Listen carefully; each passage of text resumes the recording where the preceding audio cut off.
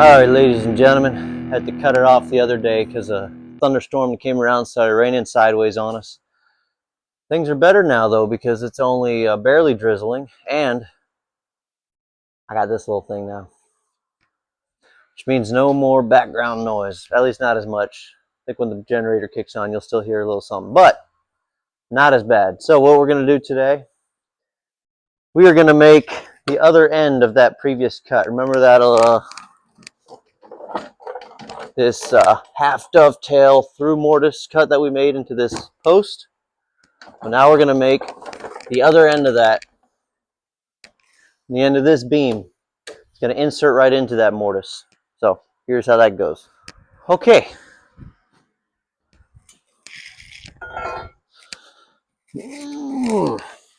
Alright, I've determined this is going to be the top of the beam. So essentially what we're going to have here is this is going to be a tenon at the end that's going to stick into that mortise. It's going to be angled up this way and then down. Now this part down here is going to sit on that little shelf that we cut, and this angled tenon is going to stick into that mortise, hold itself in place. So when we connect the two, we'll stick it in there, it'll set down into place, then we'll put a wedge in the top part, hammer it in, make it nice and tight. So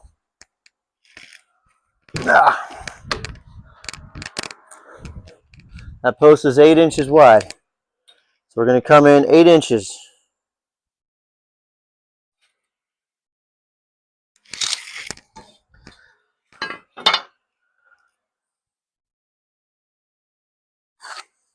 Now, got a 1 inch deep shelf on that one. So we're going to measure 7 inches right here. We're going to angle it back this way.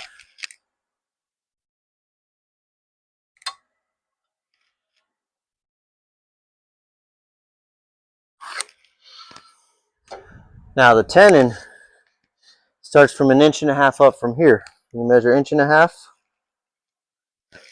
from the 8 inch line, not from the slanted line. And then that's going to go down that way.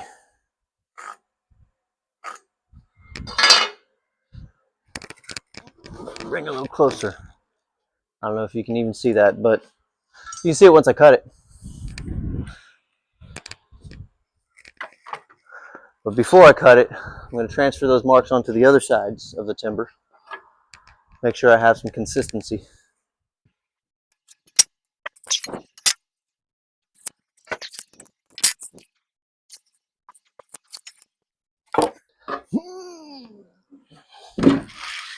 Whew, it's kind of heavy. Alright, it's all marked out. I like to first make whatever cuts I can with the regular circ saw first. I think I've mentioned that before.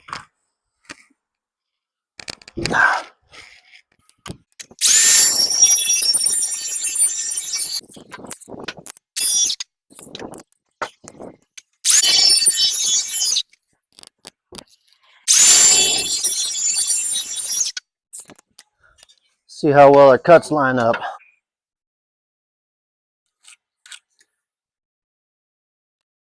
Not too bad. Not too bad. I may say so myself. Alright, we're not even going to bother with the mega circ with this one, because we can finish up the cuts in part with the Sawzall. Now this won't give us a real clean cut. This kind of takes the bulk of the meat out of it, and then we'll slick it down with the slick and the chisels. That's how we make it pretty.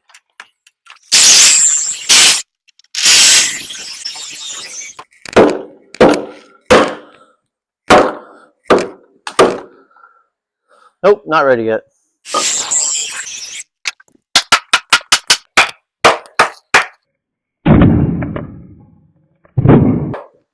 There she goes. Nothing we can't clean up with chisels.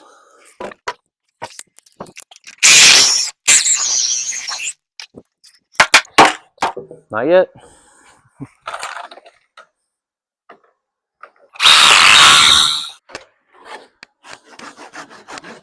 See, the problem is there's a knot in here. really hard part of the wood there. It's being stubborn. Doesn't want to come loose. But guess what, Mr. Timber? I'm stubborn too.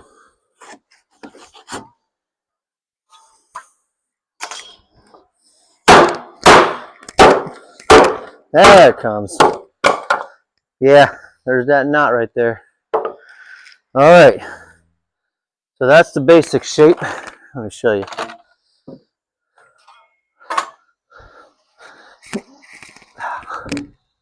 Yeah. Angled forward like that to go into that angled cut we made into the post. And this is angled back for the angled mortise that we cut into that post. I just got to clean this up and we'll be good.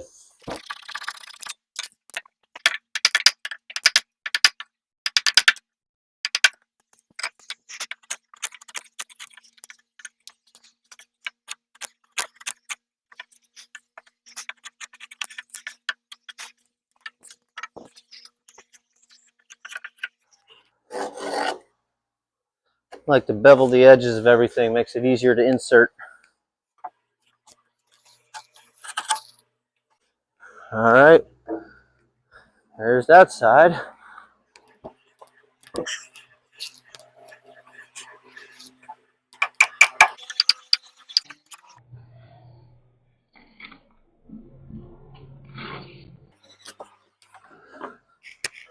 All right, check thickness.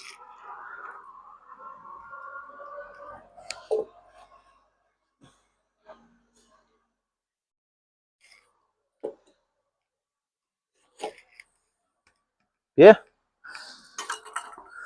that works. This bottom bit.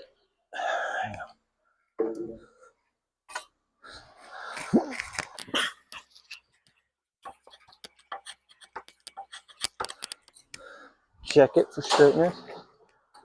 Oh yeah, we're good. So there we have it, people.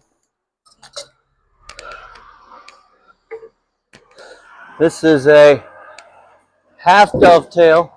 By the way, the dovetail refers to the angle. A dovetail, angled like that. This is a half dovetail. It's angled only on the bottom side. It's a half dovetail through mortise for the tie beam to tie into the post.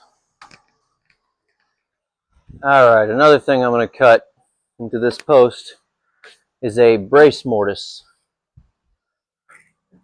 Here are our braces. Made them all the same in the whole structure. Make things easy. It's a 4x6 with this tenon on either end. So, where this post meets a beam, it's going to have a brace going this way. I'm going to cut that mortise into this end right here. So, I made them all the same in the whole timber frame. So I know pretty much how it's going to sit.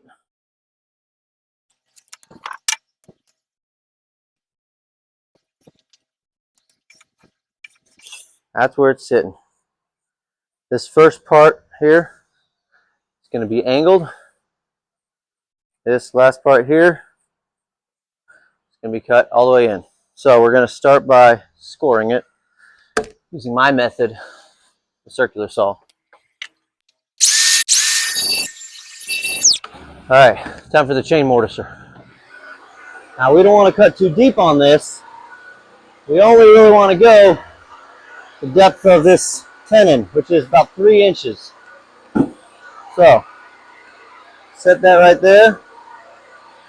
Move our little stopper up. It's going to stop us from going too deep.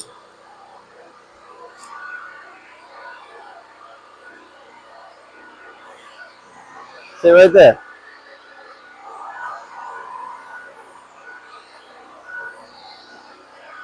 Bonus points if I don't cut through the cord. I'll do a little swoop.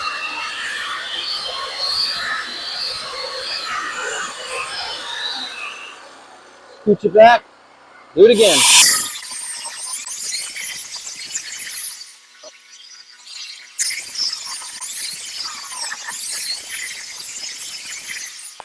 That's it.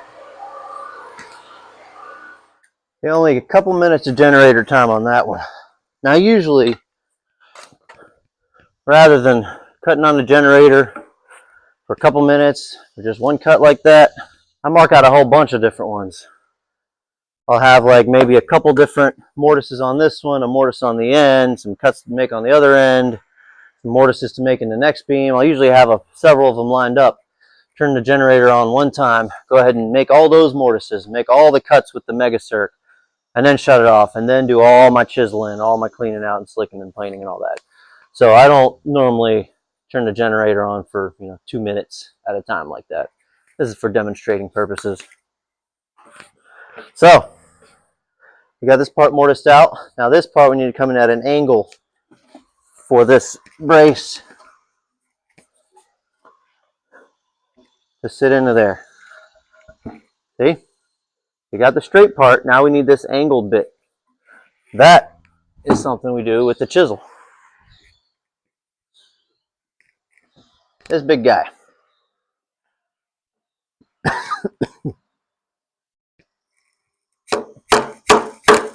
By the way, how do you like that? I made this mallet out of a chunk of hickory firewood I had. It's been wearing itself down. Still serving though.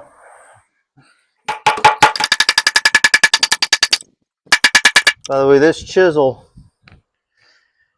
is a 1.5 inch wide timber framing chisel from Robert Sorby. It's beefy, it's thick. You cut down, you can even pry a little bit with it because it's so solidly built. Holds an edge for a nice long time, which is great because it takes forever to sharpen these things. It's a good chisel.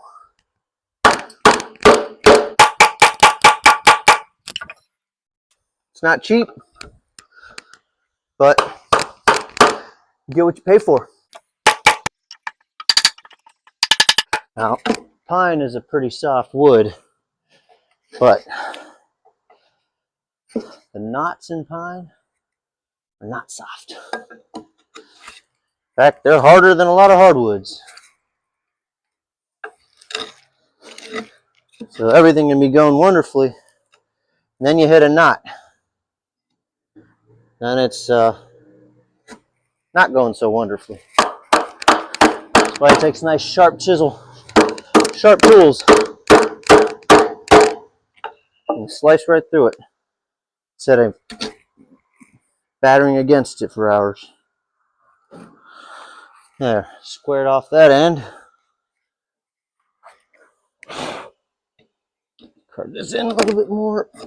Let's test it with the gauge. Yep. Looks good to me. Let's see what the brace thinks.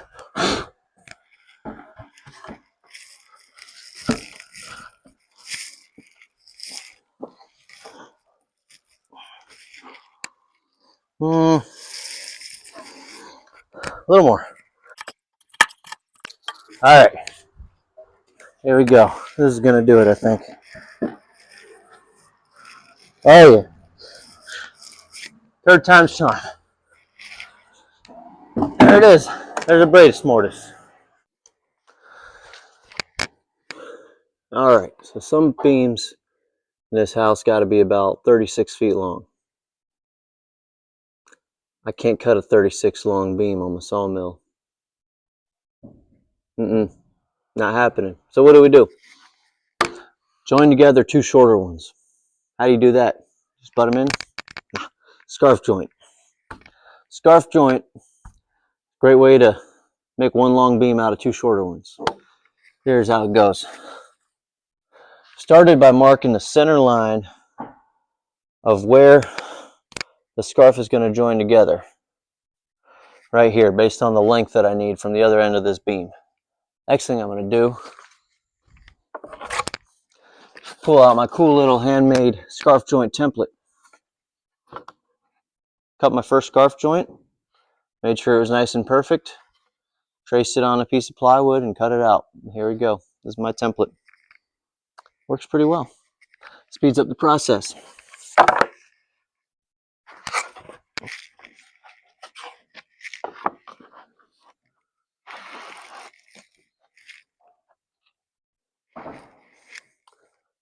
I got my center line marked on the template where it needs to sit. And I'll line it up with the top of the timber.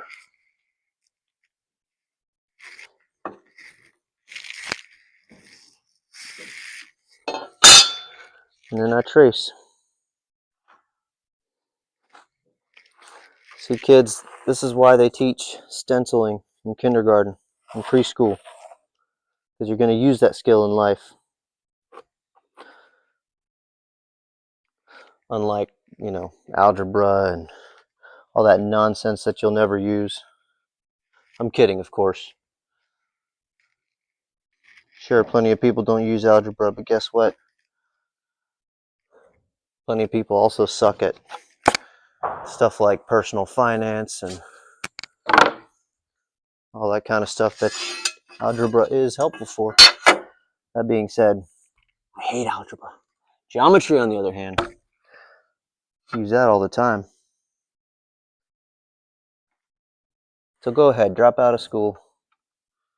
Don't ever use that math. Let me know how it's going for you later on.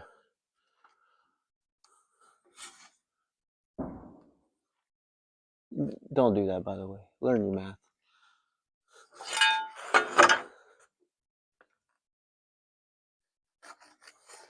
So in the bottom of this scarf joint, I'm cutting a mortise where the tenon on the top of the post, that straight tenon we cut on the other post, going to be a tenon just like that. It's going to be sitting at the joint of this the scarf joint right here, right at the center.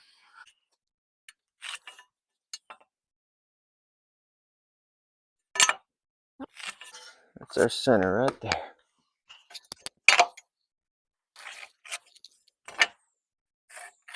All right, we got it marked out. I'm going to start by scoring it with the circ saw. You know me. You know that's how I like to do things.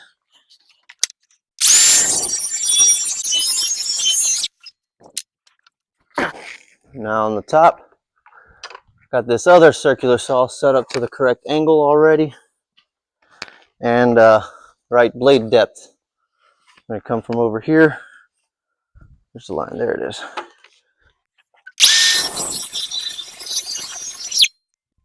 All right. Roll it on over. Whew.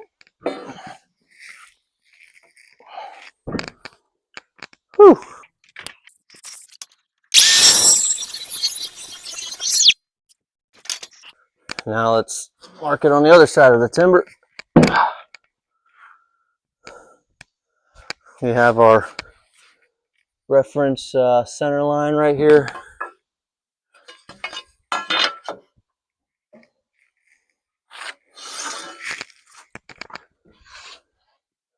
The template. Make sure it's all lined up. Right on the center.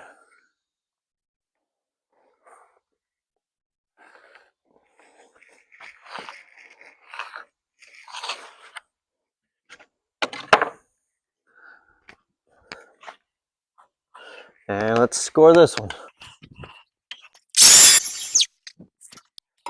All right, now one more thing I'm going to score. This mortise up here, a little closer. This mortise, go ahead and score it, because after we cut the scarf joint with the mega circ, we're going to mortise this out with the chain mortiser.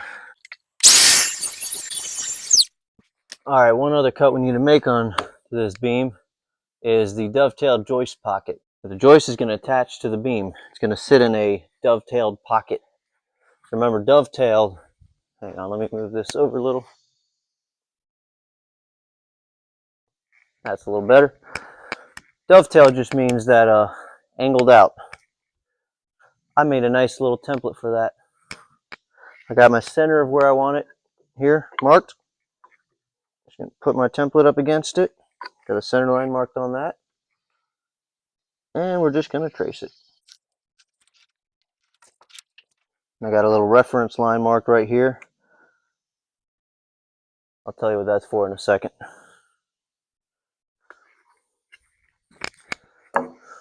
All right, so there it is marked out. Now, you know me, score it all with circ saw.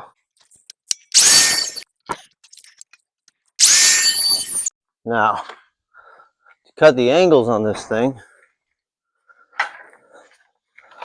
this is where it's nice to have two saws. Got this one going one way. My other circular saw, I'm going to set to the other angle. Now, got to set the depth on this thing as well. Don't want to overcut it.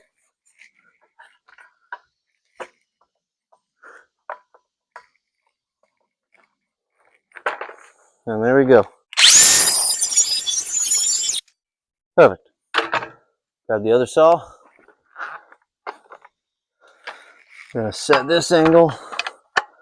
Now again, usually I'll have a whole bunch of these to cut at once. So I'm not changing the saws back and forth all the time. Got one set to one angle, the other set to the other angle. Actually, they're both the same angle, just going in different directions. But I set up the saws and make all the cuts at once before setting it back to no angle. There we go.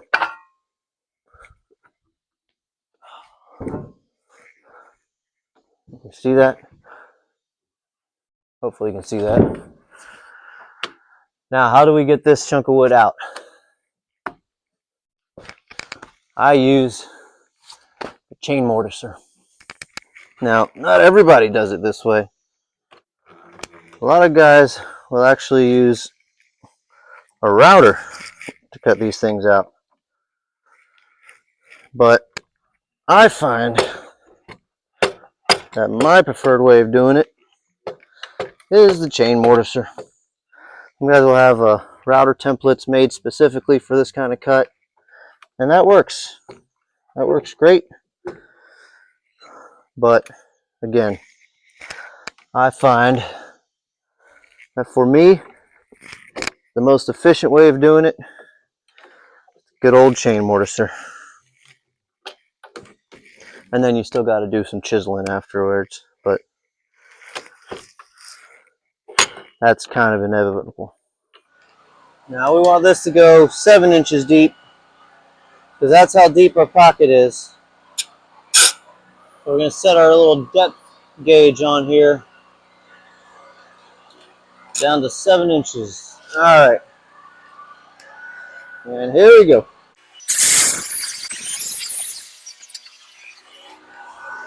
All right, time for the mega circ. Big old beast.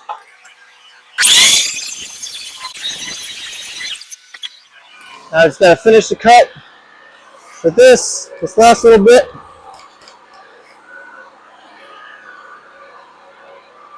I'm going to use the ripping side, so we're going with the grain.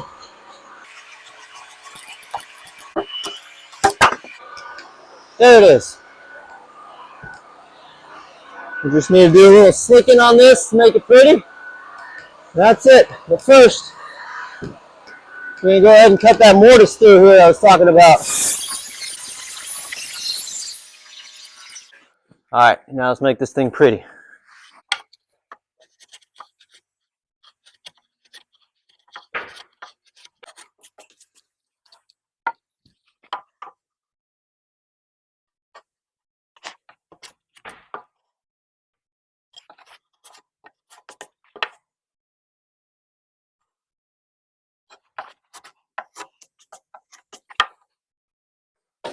There you go. That's nice. All right, we got this dovetail joist pocket mortised out. Now I got to finish cutting it out with the chisel.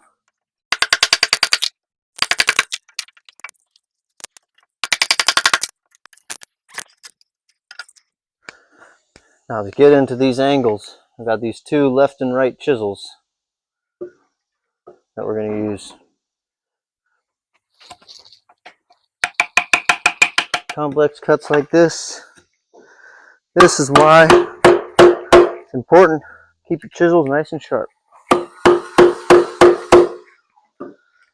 This would be a nightmare if this chisel was dull.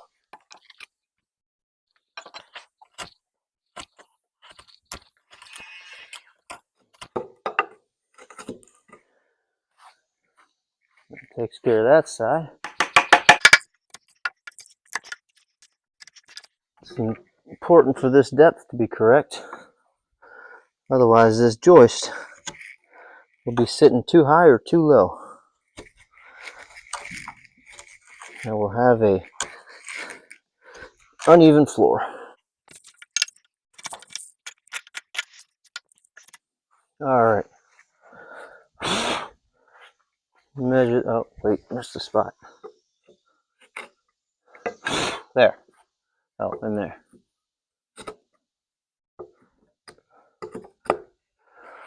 Now, measure it out.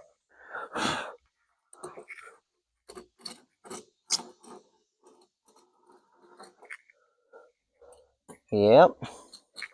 Here, you might want to see this.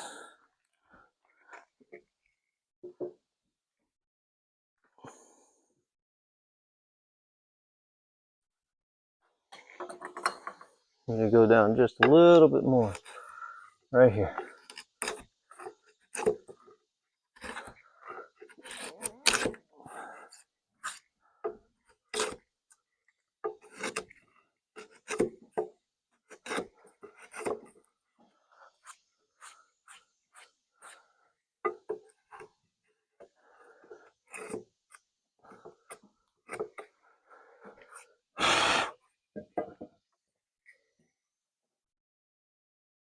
Yeah. That's where we want to be. And then the other dimension. Yep.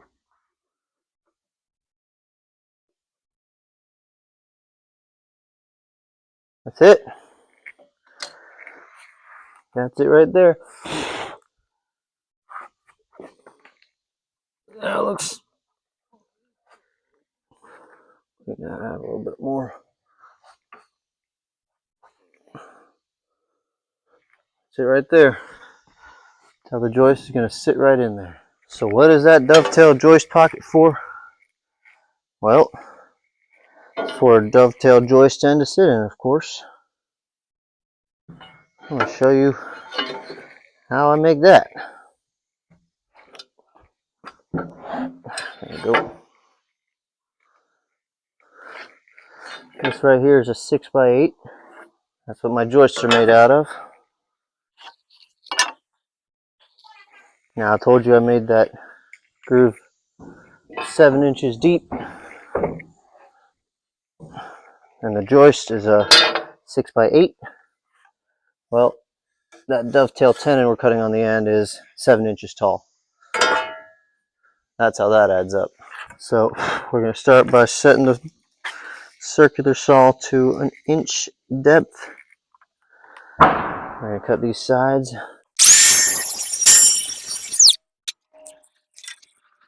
We're going to join those lines up.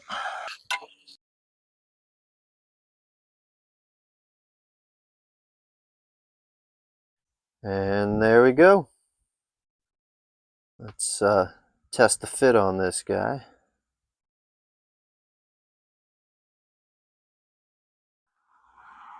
All right. Perfect. So there we go. There's the process of cutting the timbers, cutting the joinery. It's fun work, fun tools to use, very satisfying overall. So there it is. Next thing we're going to do is start joining these timbers, start putting them together and see the house start to take shape. So stay tuned. Join us on that one if you can. As always, thank you so much for watching. We appreciate you. If you feel so compelled to do so, give us one of these, share our videos, and if you haven't already, please subscribe. Thanks again. God bless you. Catch you on the next one.